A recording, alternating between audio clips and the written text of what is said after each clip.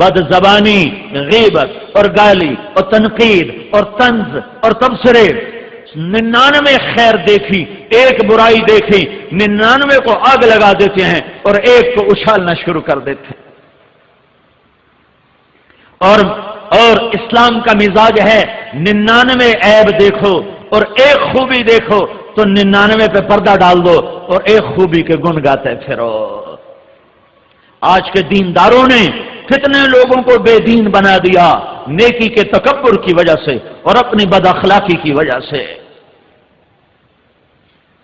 ہماری جماعت گئی توبہ ٹیک سنگھ،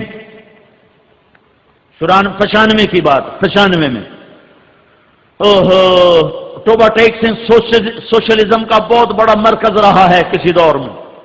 تو جو وہاں کا کمیونسٹ کا لیڈر تھا اس سے ملنے گئے تو وہ کہنے لگا ہم کوئی کافر نہیں تھے، نہ ہیں، ہاں ہمیں لینن کی باتیں اور کارل مارکس کی باتوں نے متاثر کیا تھا، تو ہم اس کی گفتگو کرتے تھے تو ہمیں تانے ملنے شروع ہوئے کہ ایک دن میں ظہر کی نماز کے لیے مسجد میں داخل ہوا، میں نے وضو کر کے کوہنیاں دھو کر مسے کا پانی ہاتھ میں لیا ہے کہ پیچھے سے امام مسجد کی نظر پڑی اور کہتا ہے اے مرتدوی مسیح جواڑا آئے، تو میں نے وہیں پانی پھینک دیا، مسا نہیں کیا اور کھڑا ہو کر میں نے کہا آج کے بعد تم یہ مسجد میں نہیں دیکھے گا۔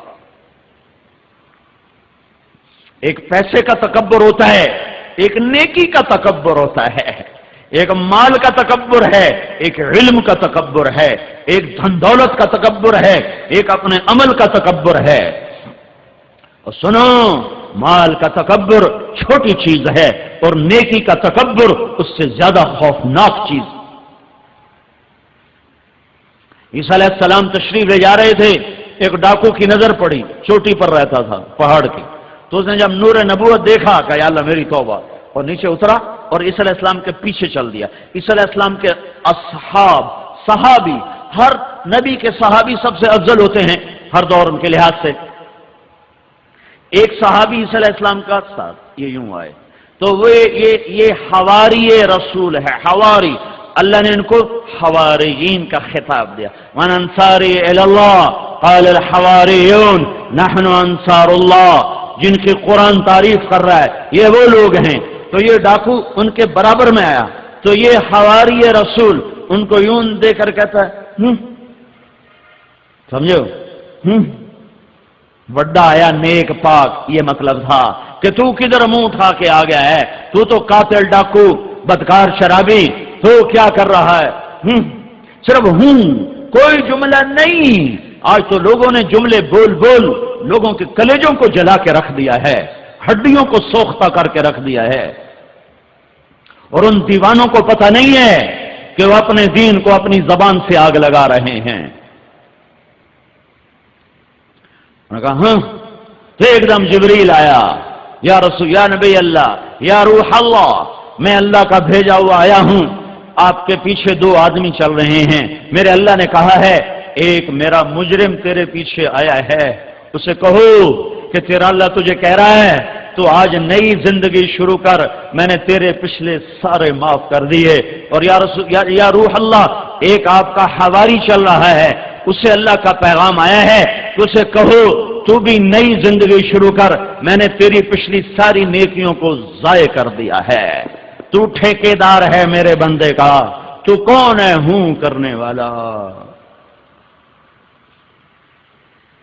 دین تو کہتا ہے ناچنے والی سے بھی نفرت نہ کرو۔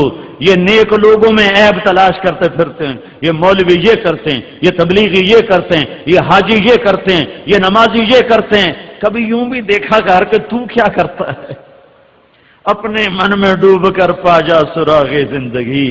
کبھی اندر بھی تو دیکھا کر، جو اندر نہیں دیکھتا ہائے ہائے وہ بغیر توبہ کے مر جاتا ہے۔ جو اوروں کے عیب دیکھتا پھرتا ہے اس سے توبہ نصیب نہیں ہوتی۔ جو اوروں کے بارے میں اندھا ہو جاتا ہے اللہ اسے اس کے عیب دکھاتا ہے، توبہ کی توفیق دیتا ہے۔ میرے بھائیو، میرے نبی نے کہا معاذ، یہ زبان یہ سارے دین کا خلاصہ ہے، اسے قابو میں رکھ۔ ہر حال میں اس پر لگام چڑھا کے رکھ تو تیرا دین سلامت، تیری دنیا سلامت، تیری جنت کے راستے آسان۔ گھر ٹوٹ گئے، خاندان بکھر گئے، بھائی بھائی کا دشمن ہو گیا، میاں بیوی میں نفرت کی آگ بھڑک اٹھی، ایک چھاتی کا دودھ پینے والے ایک دوسرے کے سامنے صف آرا ہو گئے، ذرا زبان کے گندے بول کی وجہ سے۔ یہ وہ زہر ہے جو ہڈیوں کو بھی آلودہ کر دیتا ہے۔ تلوار کا زخم بھرتا ہے، زبان کا زخم بھرتا نہیں۔ اخلاق مٹ چکے ہیں، یہ پیغام دینا ہے امت کو کہ نبوت والے اخلاق اپناؤ، نبوت والے اخلاق